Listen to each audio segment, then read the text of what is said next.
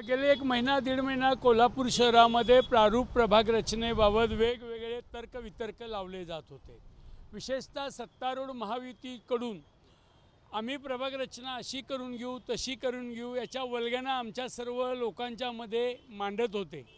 पण प्रत्यक्ष काल प्रभाग रचना पाहिल्यानंतर आम्ही अभ्यास केल्यानंतर आज आमचं असं मत झालेलं आहे की प्रशासनाने कोणताही महायुतीचा दबाव न करता ही प्रभाग रचना केलेली आहे।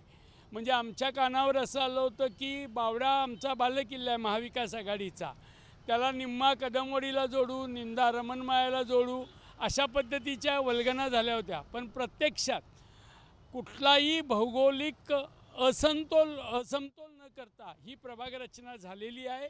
एखाद्या वॉर्डमध्ये काहीतरी सीमा म्हणजे ज्याला आपण हद्दी म्हणतो ते पुढे मागे झाले असतील, परंतु प्रभाग हा एकसंघ झालेला आहे, लोकांच्या संयुक्तिक झालेला आहे, लोकांना सोयीस्कर झालेला आहे। आणि या प्रभाग रचनेमध्ये आमचं असं प्रामाणिक मत आहे की महायुतीच्या लोकांचं कोणतंही बर्डन प्रशासनानं घेतलेलं नाही आणि म्हणून आम्ही प्रशासनाचं अभिनंदनही केलेलं आहे।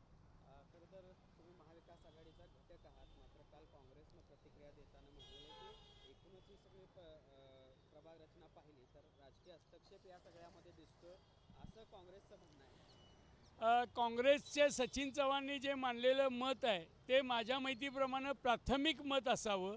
आत्ता जर अभ्यास केल्यानंतर जर त्यांनी ते मत असेल ते त्यांचं मत निश्चित बदलतील, कारण आम्ही आत्ता काल प्रतिक्रिया अनेक पत्रकारांनी आमच्याकडे मागितली पण आम्ही अभ्यास केल्याशिवाय देणार नाही म्हणलं। आज आम्ही प्रत्यक्ष अभ्यास केला, प्रत्येक हद्द आणि हद्द बघितली, प्रत्यक्ष प्रवास केला, आमचे संबंधित नगरसेवकांची फोन केले, अधिकतर नगरसेवकांनी त्यांचे वॉर्ड व्यवस्थित झालेत अशा प्रकारची प्रतिक्रिया आम्हाला दिलेली आहे।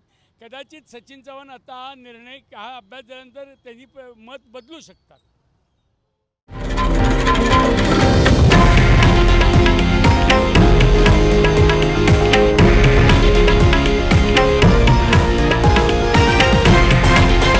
हे आहे देशातील नंबर 1 न्यूज नेटवर्क आणि आपण पाहत आहात TV9 मराठी, एकमेव।